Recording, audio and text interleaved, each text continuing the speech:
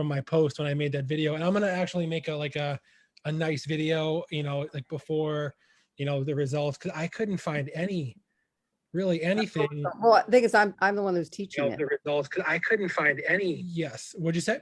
I'm the one who's teaching the Prolozone. Oh, really? You're teaching it?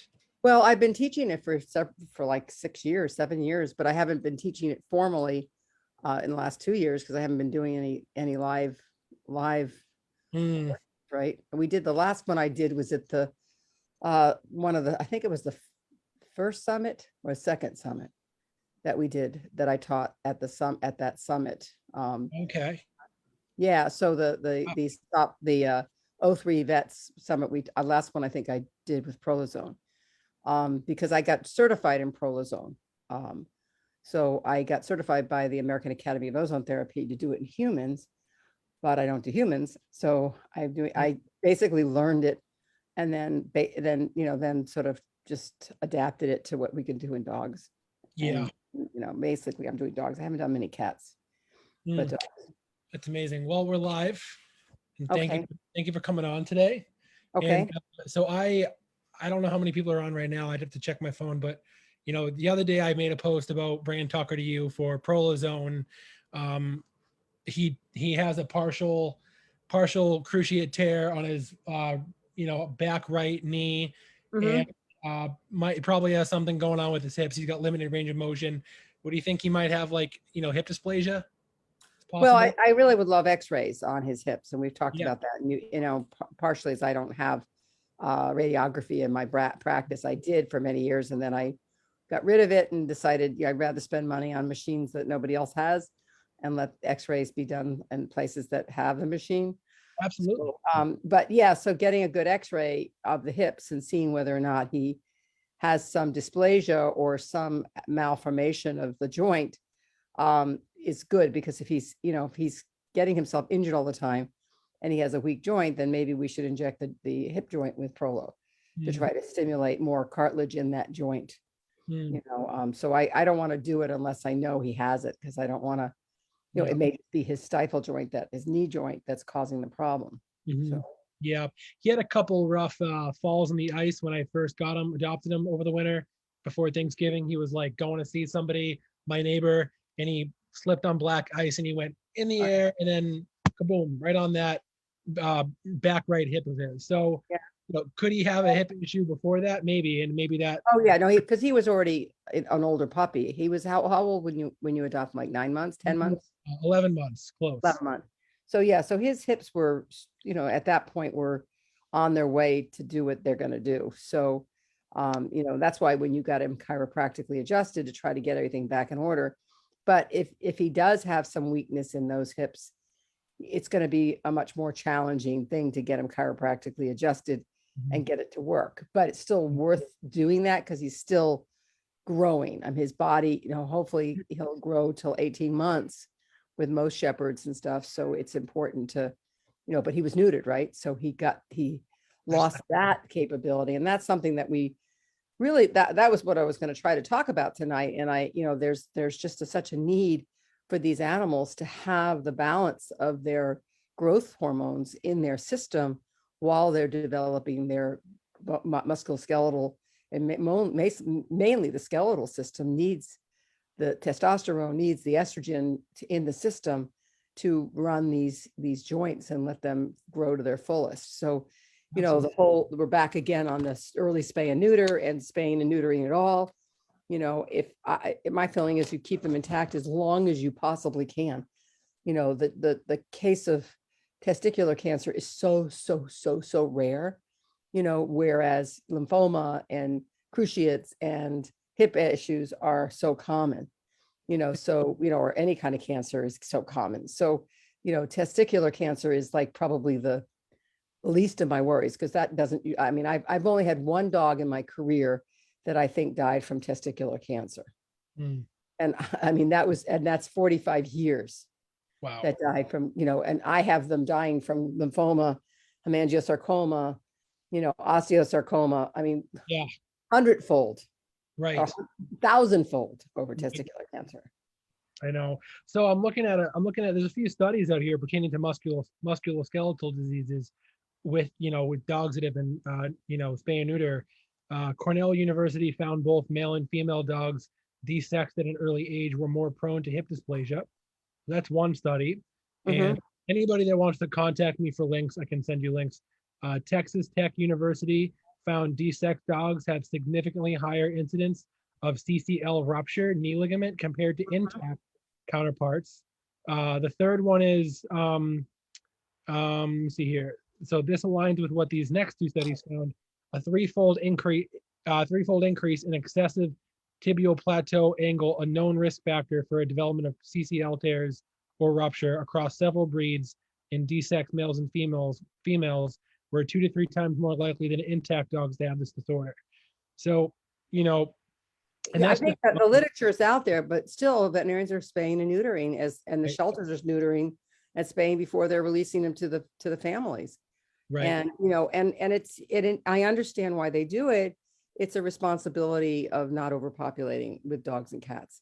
Mhm. Cats is not as much an issue. You don't have that kind of developmental issue with cats. Wait, But with dogs, we do. And so, a dog can get pregnant at 4 months of age, and the male can be fertile at 7 months of age. So you could have, potentially hundreds and hundreds of, more of dogs that we can't find homes for that have to be euthanized.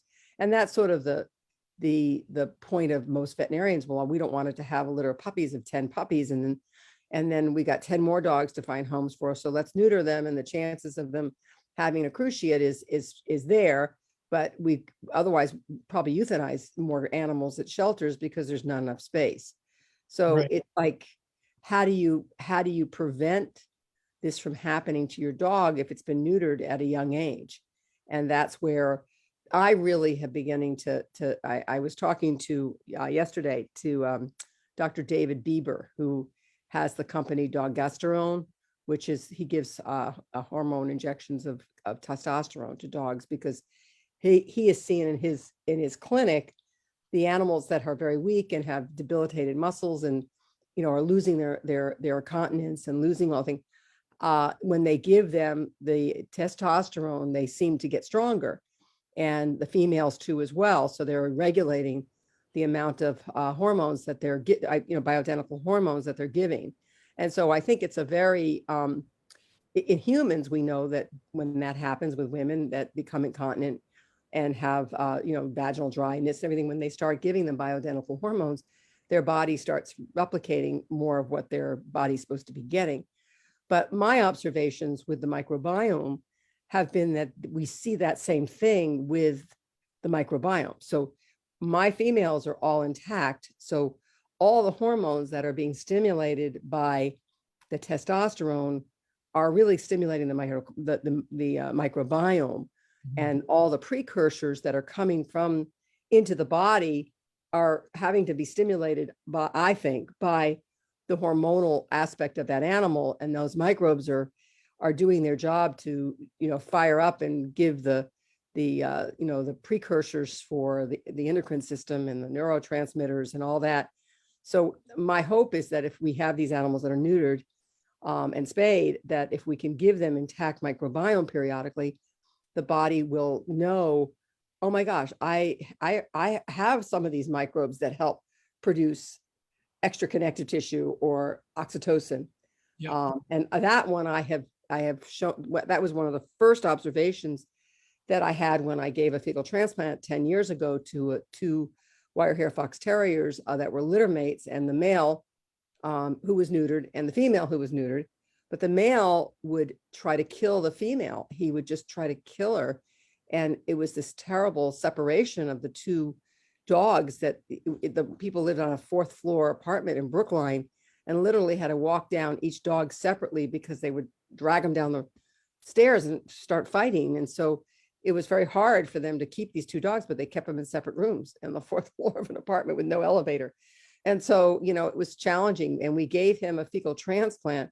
And 2 days later, he was cleaning her ears and licking her face. And my conclusion was that the precursors for oxytocin, which is the love hormone that you see with nurturing mother dogs, somehow got got into him because my dogs are like that. They're constantly cleaning each other and licking each other, and they love each other. And so it was, that to me was a real eye opener. And he was so nice until he got his Interceptor, which is a heartworm preventative, the milbemycin oxamine. And then 2 days later, he tried to kill her again. So those drugs like ivermectin and milbemycin are both antibiotic precursors. They're used as antibiotics too. So it's not one that we put on our list for antibiotics, but it is an antibiotic type medication. Wow. Well, Anyway. I gave Tucker and Shadow a little piece of the microbiome today. I picked some Okay, up. well, yeah, we gave you puppy. So the I got the Malama. oh, you got Malama. Okay, good. Okay. But they've had puppy before. Yeah, so I think doing an adult with him would probably give him the hormones more, because the puppies yet not have, they don't have the hormones yet. So Yeah. nobody's gotten in heat yet. They're 6 months old, but nobody's been in heat. They probably won't go in heat till they're a year old. My dogs don't usually go to be till a year old. So, so they're still, I still consider them puppies, Mhm. so they're still building the terrain right now. So That's great. That's great. So I love that. And he's gonna go see Dr. Chong tomorrow, Monday, Tuesday, Wednesday. Some people that don't do chiropractic, or that they do a different style. There's so many different styles of chiro. oh, And absolutely. when I tell people that he's going 3 times this week or 2 times this week, they're like, what? And it's hard for them to understand, because this method is called the axial stability method. It's hard for me to really explain it, but I'm really starting to like learn a lot of read about it more, about how an aligned pelvis is so important for your overall health. Right. That's And again, I would love to be able to explain it to you, because I think it's magic what they do. I like when I go there, and I use them as well for my own body, and I can feel the difference, and it does look hokey. I'll tell you, it does. When they do it, and I've been going there for, almost 20 years now. And I went to chiropractors. I've been going to chiropractors since college, undergrad. And they would take you, sit you on a chair and whip you around that chair. They used to like crank you around and all this stuff. And so I've watched the evolution of chiropractic just move through, the bone crunchers to the minor bone crunchers to the, activators that were using lots of pressure to, what they do, which is, the activator using like 2 pounds of pressure.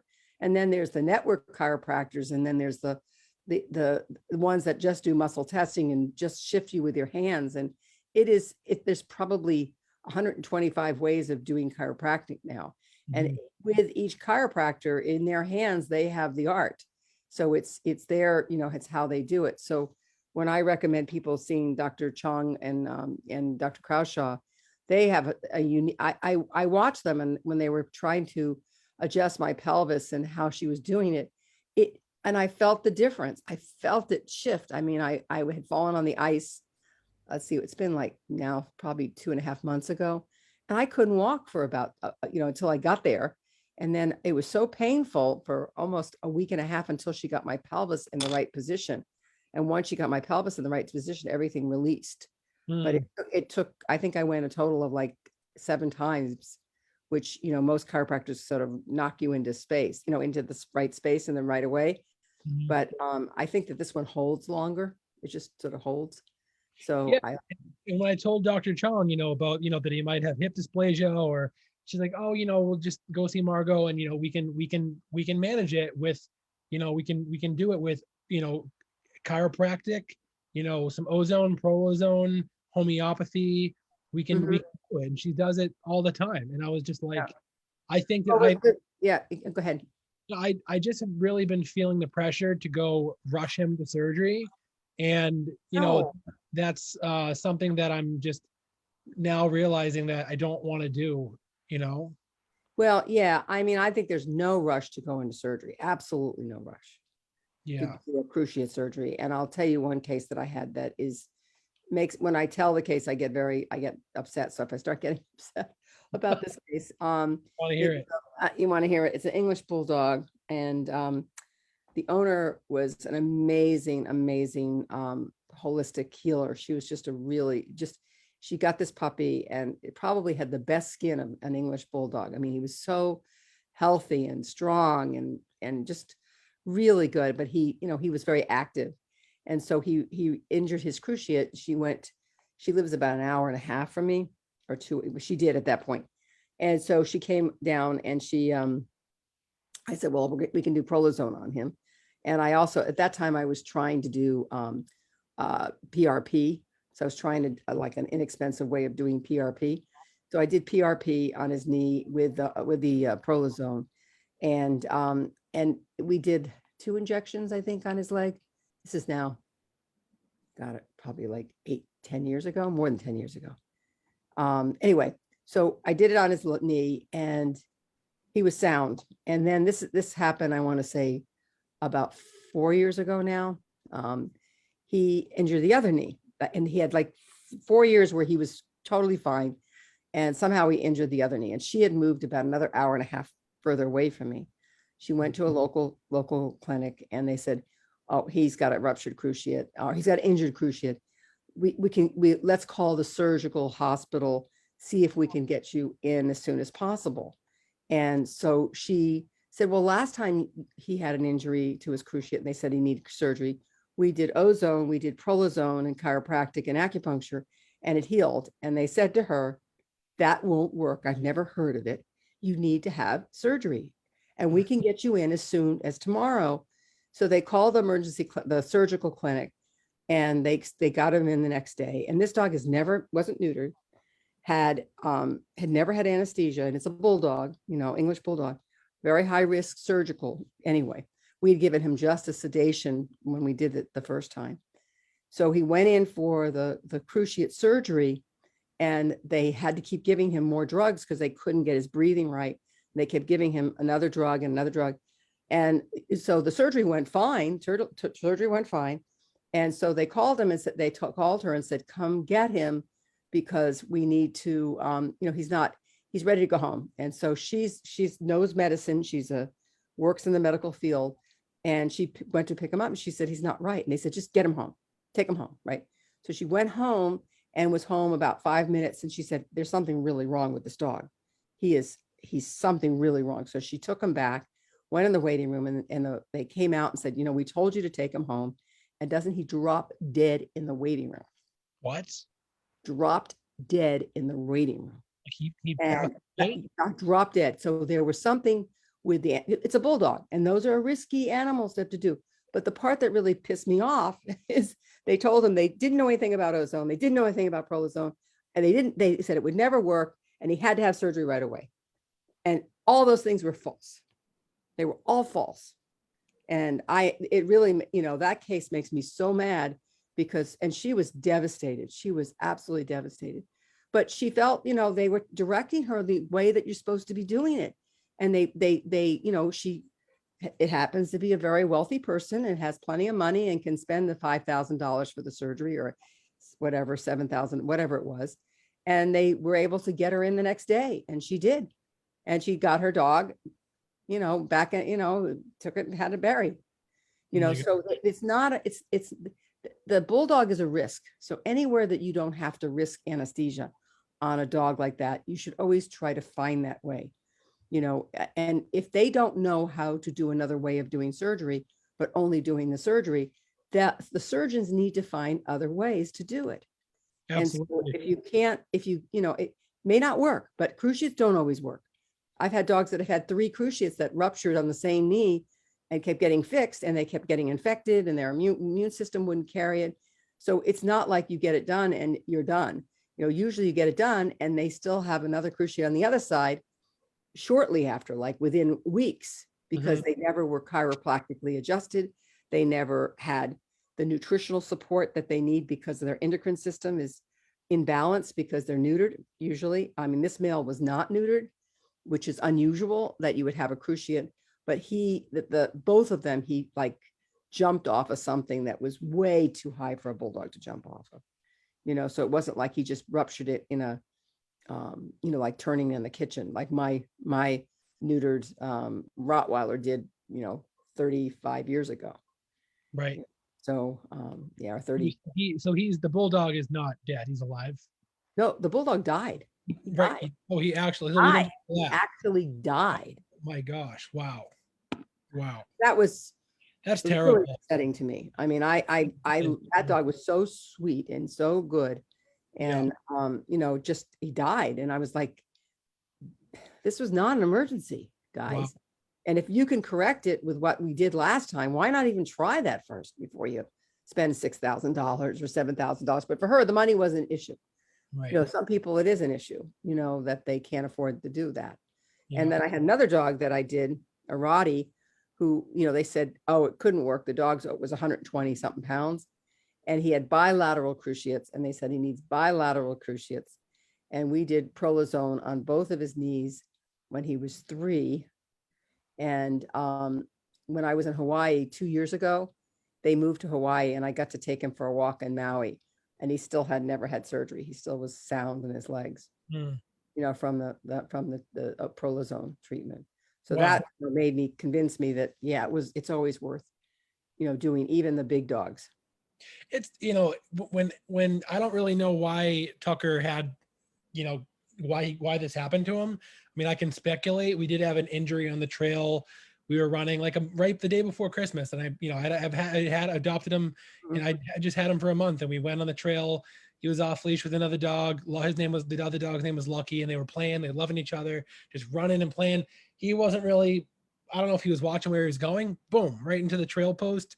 Next thing I know, he's screaming, he's crying, whimpering, he's holding his right leg up. That sounds like more of an accident of hitting the Yeah. wall versus just running along and then rupturing it. Right. So he had an impact that affected it. So Yeah. that's why it's good to get the X-ray on his hip. Yeah. If he has a normal hip, it just he needs time to right.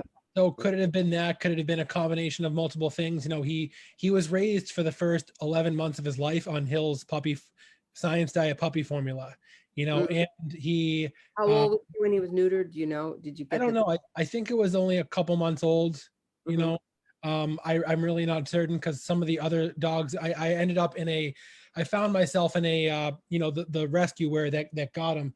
And, they were disappointed that he was brought to a shelter and not returned to the rescue. But then I wouldn't have, he wouldn't be here if if that wasn't the case. But, the other dogs that were in his litter, they got neutered, still too young, like around 6 months of age or 8 months of age. But, I think he was, really pretty young. So I put him on homeopathic canine neuter remedy, which I get from my homeopath once a month. And I put him on, Simplex M, standard process. He gets Ligaplex by standard process. His physical therapist put him on that. He's on joint support, Glycoflex, but I might be changing that to a different joint support. So he's getting support, and he gets, fresh food and all these, and I'm going to check his nutrients because I heard Dr. Becker say some dogs that have a manganese deficiency can, have more prone to a tear. So I'm going to check that out. And, I've just been, as soon as he had the accident, I have arnica in my car, and I gave a dose of arnica. Right. Oh yeah. Yeah. Just, it's, you're doing everything. I mean, accidents happen. That's why, yeah, they do all the time, so especially he's such a exuberant personality, so. And I love that about him, but yeah, I mean, like I was just telling you earlier, like it's so hard to keep him. I mean, he's been home. He was home all last week. He's staying at my apartment. I have a camera that just, I can check on him periodically. So he pretty much just lays in his bed. Allie used to have like separation anxiety. And so that's something that I was a little bit traumatized on before because she, in her younger years, she broke her 2 canines trying to break out the front door. And I came back to blood and drool everywhere. So it's nice to have a dog that is, calm when you leave, and destructive. So that's a plus. But yeah, he's kind of a puppy. So, he's a puppy, he's still a puppy. Yeah. So, I mean, that's why we can make, if his hips are sort of not in the right, structure, if that's something you find on x-ray, I still think it's worth doing, prolozone, doing even maybe stem cells, or doing some stuff before they start talking you into, hip replacements. So I just don't so think. we probably should have started with this. Definitely. We probably should have started with this. Like, so what is prolozone? And can you tell us a little bit about this, like, what it is, what it typically looks like in clinic? And I did show a video, so we can talk about that. And then, how long, how many injections typically, how long is space in between? And let's talk a little bit about like what, he told me he has to rest for a good at least 6 weeks. Well, again, what prolozone is, it's a combination of prolotherapy and ozone. Prolotherapy is using several materials that will cause an irritation within the joint, which then stimulates the production of additional connective tissue in the joint. So the idea is that you use a dextrose, you use procaine, you use B12. You can also add biotin. You can also add, and I add zeal. I put zeal in there. You could do Tramiel if it was just an acute injury. And you can also put in, other people can put other different types of materials in there. I also, with his, put a tiny bit of triamcinolone in there, which is a cortisone, just to bring down the inflammation that occurred. And then the next injection, I won't put that in there. And then we bring that into one syringe, and it's a liquid, and you saw that liquid, and it was all those things together, and we succuss it together, or really smack it together for a while and mix everything in there really nicely.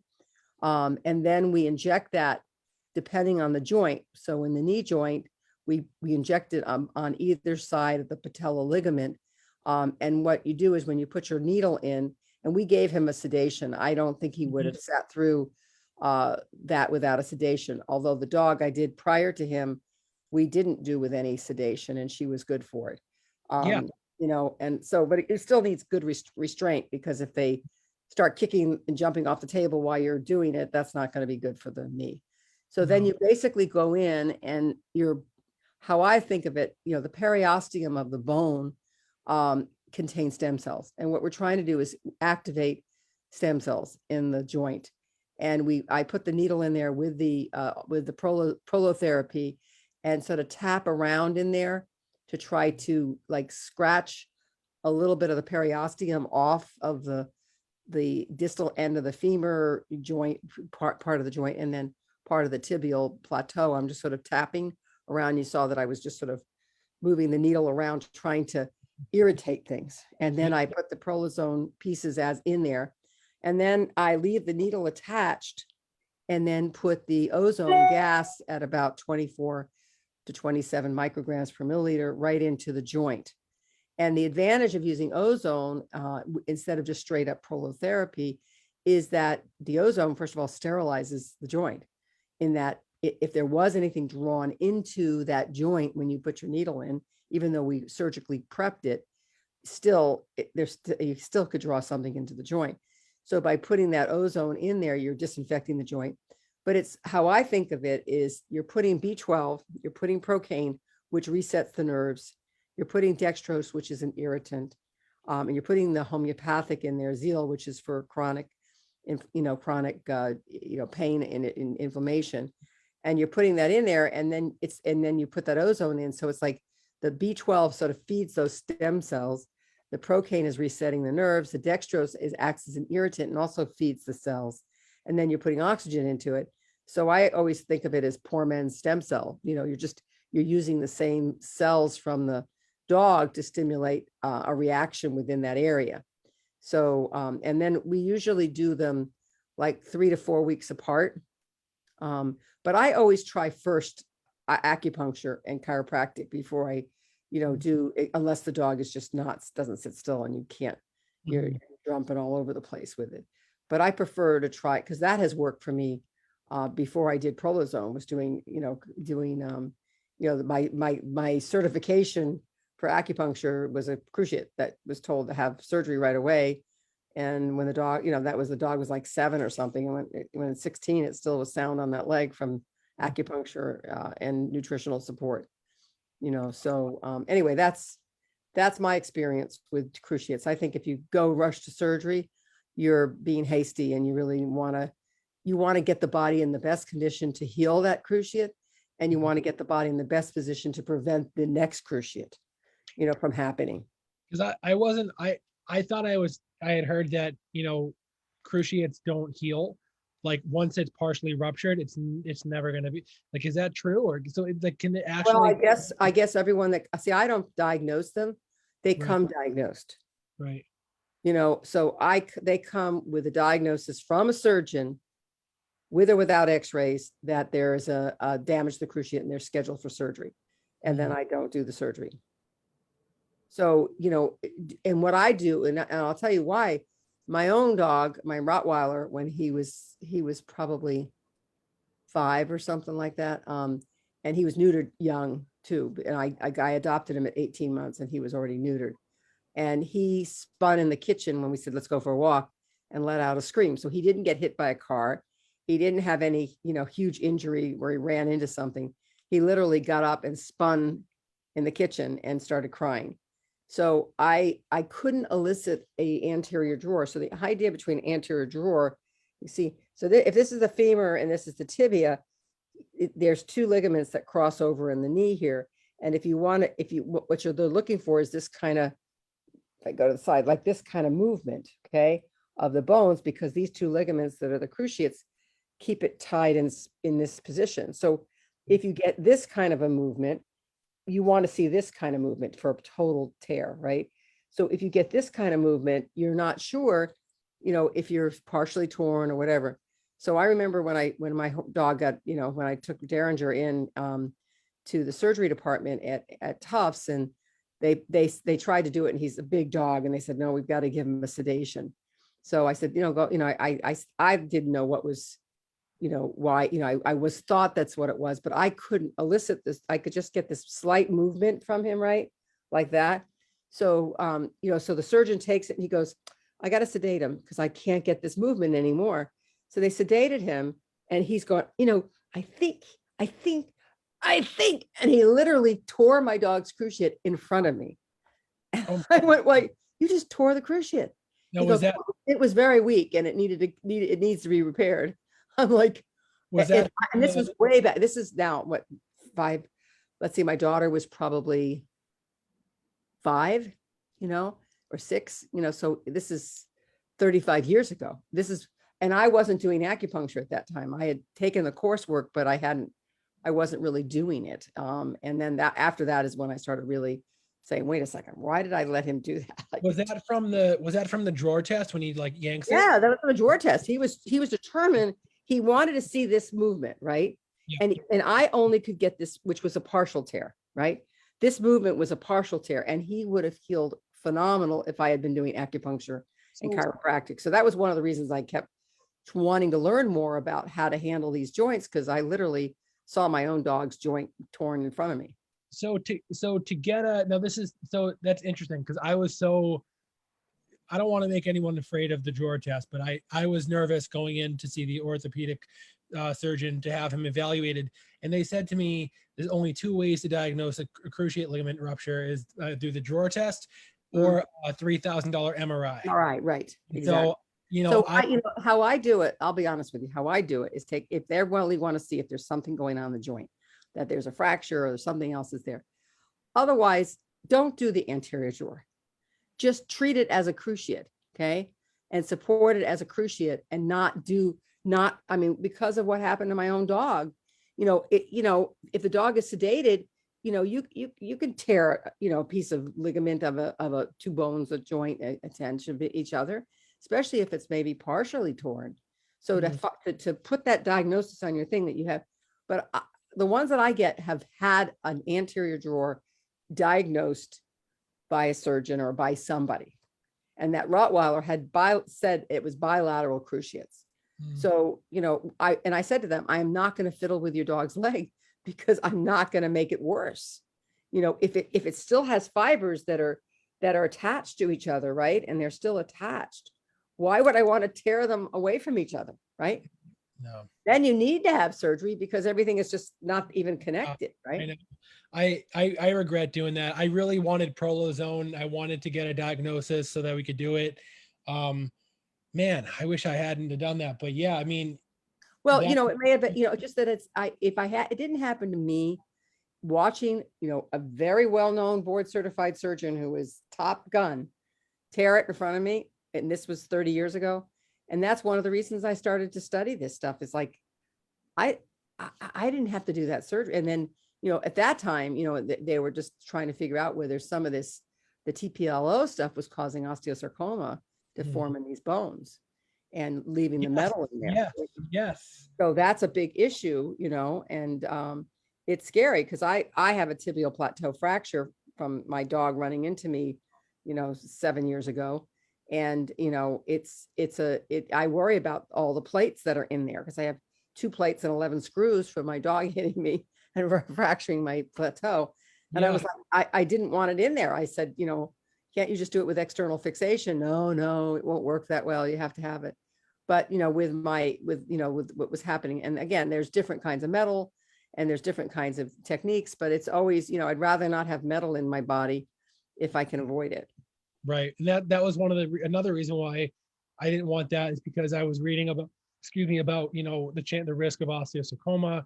You have a hunk of metal in you, is it guaranteed to get? Probably not, but I just, I don't think surgery is going to be. I think surgeons need to know other ways of preventing, to help injuries heal. So I think that it's time that we start, asking surgeons about these other therapies. There's another veterinarian, Murtaugh, who's up in. I just spoke to him the other day. Yeah, so he's doing a different procedure, and actually, he was one of my students at Tufts. Dr. Murtaugh, he's doing the QLF. Yeah, so I talked to him about the Prolozone, and he wants to learn that, and I'm happy to. It's so easy to do. It's not hard to do. The other day when he called me back, he said he got a message from you and he said he hasn't responded yet. I know, we haven't talked. We haven't been able to connect to each other. So maybe this will inspire him to connect to me. Oh, maybe. I'll teach him that. And then, if we can shorten the learning curve, reduce the cost, prevent it. That's what I want to try to do, is prevent it from happening.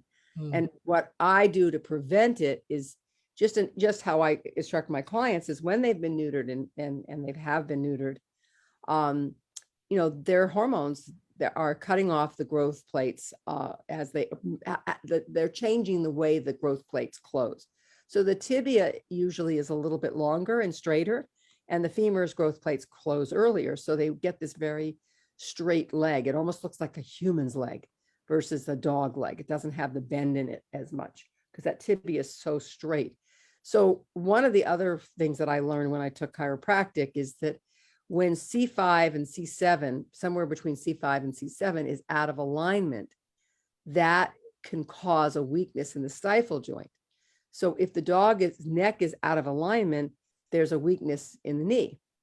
So where do dogs get their collars located when they walk?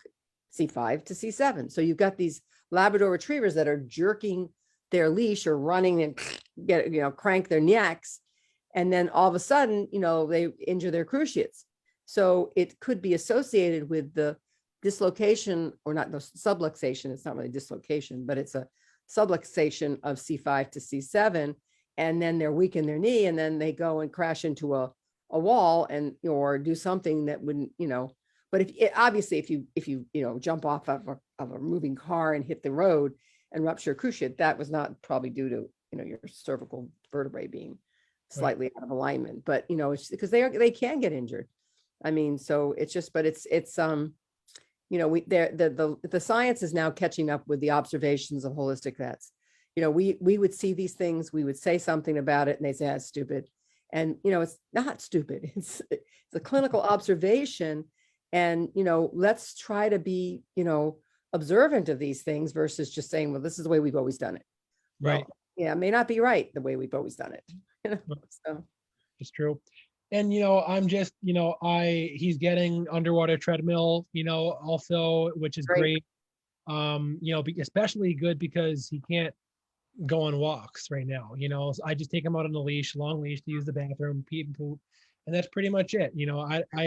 I don't want to, like I said earlier, he jumped up and then he landed kind of funny, and I thought he maybe tweaked his knee, and I was kind of upset that maybe we kind of ruined the Prolozone. Well, you're not going to ruin it. You're just not going to, If he tears it more because he's so active, it's going to be harder to repair something because what happens when they feel better, they run on it.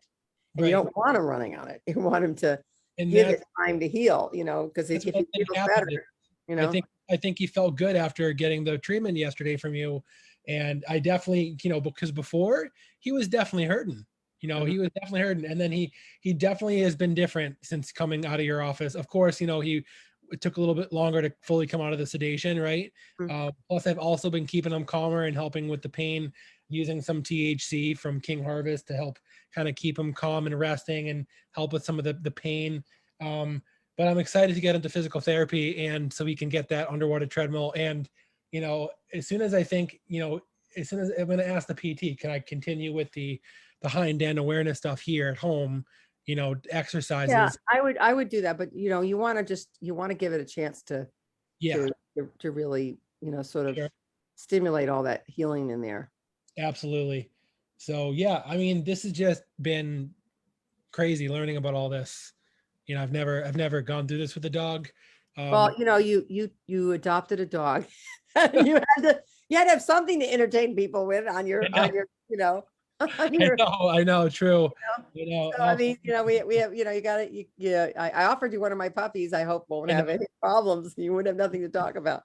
I know, I would have nothing to talk. Exactly. I definitely, looking back, like, I mean, I love this dog already. He's like, I love him to death, and he's so sweet. And he's just, he's very sweet. He's very sweet. He's just enthusiastic. He just wants to be, but it's amazing how much he sort of looks like Allie, he just looks, I know. I go for the long legs, big ears. Right. I just, sometimes I think, like, if I didn't adopt him, he already was returned at 11 months old and he was on gabapentin and Prozac for anxiety. And if I didn't take him and change things and help him, what kind of, what would his life be like? That's right. what and it is. I mean, you saved a guy who, is going to be in a, I mean, you may have gotten a lot more topics to talk about. I definitely am equipped to handle anything that comes our way, especially we have you as an amazing vet. And I'm just looking forward to the day that you get to have a little bit of a break and you get to have another vet or two at your clinic. Oh, we need to find another vet. Please, anyone who wants to learn all this stuff, I'm happy to teach them. And I love learning from them too. So, it's hard. I don't know where veterinarians are just hard to find right now. And so appreciate the one you have. Try to get them to keep their mind open. Try to get them to know that there may be other options that they can do for you. And, I just think it's hard. I think veterinarians will have so much more satisfaction in their practice if they could be adding integrative modalities. If they could, do the procedure. You saw how quick that was. That was very quick, right? Very quick. Yep. I mean, it's not going to hurt them. And if it can help them, then why wouldn't you try that first before you put them through surgery and then weaken you have the leg that's injured and it puts stress on the other leg because they can't use the leg that has surgery. And then then by the time they, get to that one, the other one's ready, is pops, because it's never been prevented with the nutritional things that it needs, the hormonal support. And I really think that the microbiome part, getting these animals the normal hormonal balance that is due to them, will help them, help connect these deficiencies that they have to build connective tissue. Absolutely. And, I'm just super lucky, I guess, that, like your staff, they fitted me in, like, very nice of you to buy them lunch. I didn't know they had lunch. They were all like eating and going, oh, where you guys got lunch? Oh no. Oh, Peter got us lunch. You gotta show people that you love and appreciate them. I'm big on that. And like, they work so hard, and I'm sure, when it comes to people's animals, it can be quite intense. I mean, I'm, you know what I mean? And I'm just sure you're an intense owner. That's I am.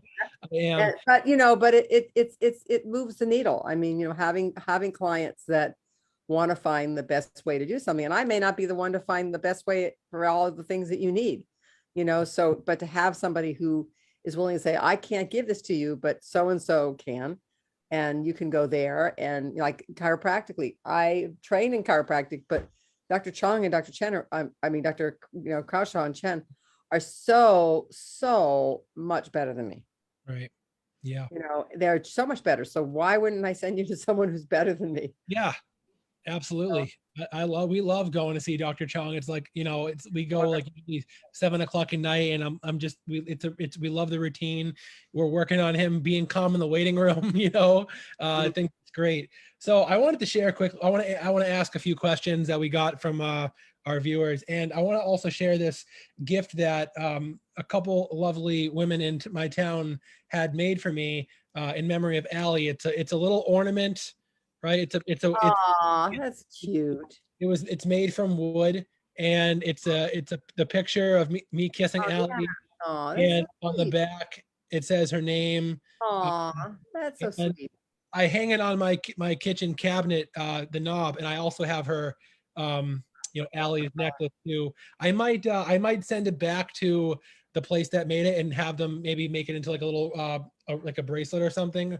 Can you bend it twice and have it double? Like, can you will it go on you like if you not have it doubled? So just twist it and make it into two. So see if you can wrap it around your hands and close. Wrap it twice. Oh yeah, I definitely could. I could. Yeah, do it that way. That's a good idea. Oh, good. Thank you. Maybe we'll have to send it back. Problem solved. All right, a couple questions before we go. Deb wants to know. So Deb has a cat named Noel, and the cat is 14 and it's hyperthyroid. Over a year ago, they did an ultrasound and saw some tumors near her stomach and liver. The vet put her on prednisone. She has started vomiting and doesn't really want to eat. Any suggestions to make a hyperthyroid cat more comfortable? Any suggestions there? Well, he put her on steroids because she's hyperthyroid and she's got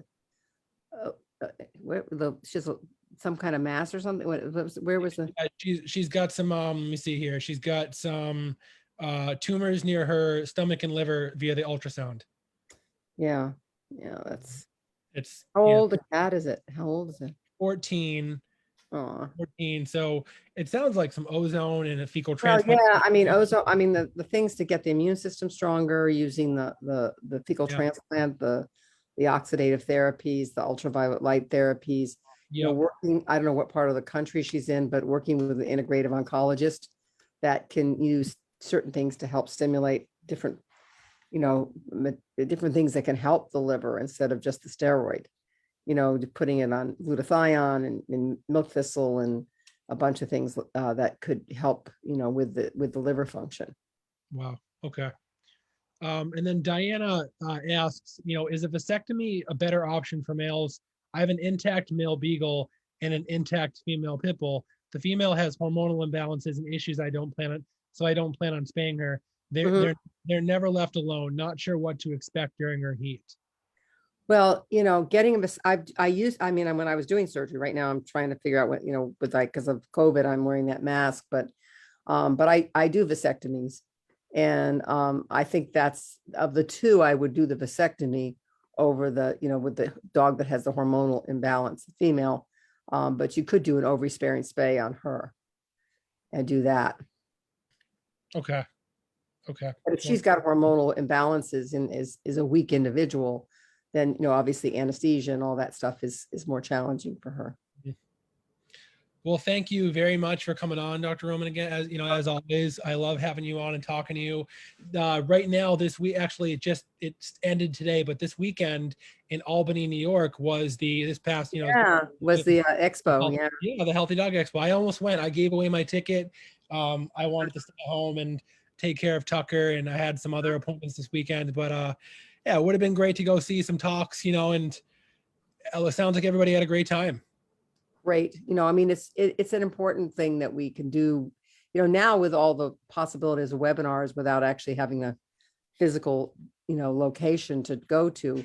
I think so much more information can be shared like this, be able to share and have lectures. And the summits that have been going on, the wellness summit, I did, that was, the ones I listened to were excellent. The one that, that was done 2 weeks ago, the holistic dogs summit. Yeah. Yep. Holistic Pet I know Summit. you had it listed on your stuff, but it was, the ones I listened to were great, really good. And it really captured the essence of many of us, who have been doing it for so many years, why we keep doing it, why we haven't just thrown it out and gone back to conventional medicine, because conventional medicine has a lot of inferior, results. Yeah, absolutely. Absolutely.